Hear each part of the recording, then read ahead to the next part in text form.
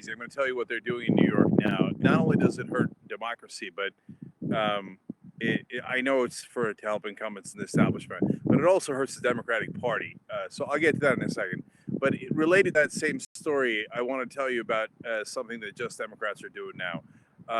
It's related because it's the same person leading it, Alexandria Ocasio-Cortez. She's a Just Democratic candidate in New York, and she came up with a great idea, and we're doing a petition all across the country on it.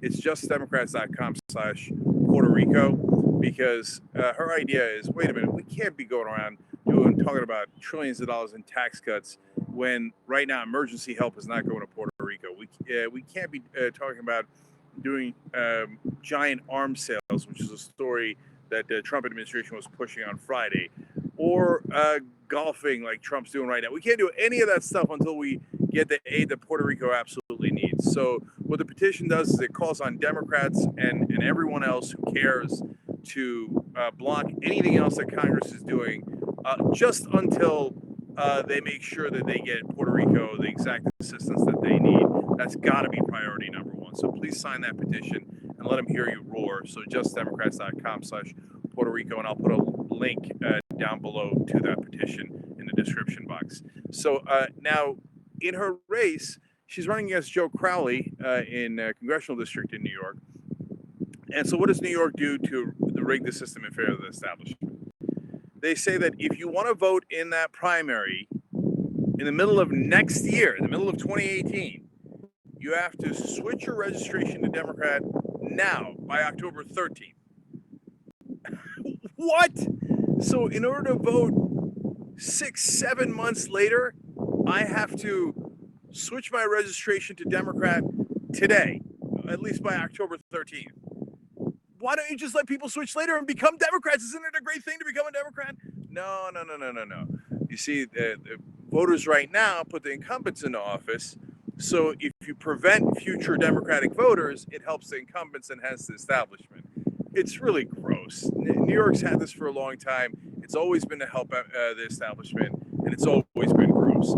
So on that, go to justdemocrats.com/New York vote. If you live in New York, make sure that if you're not currently registered as a Democrat, and there might be a lot of reasons for that. First of all, if you're an independent, no, they won't let you vote in a Democratic primary. Working Families Party, they won't let you vote in a Democratic primary.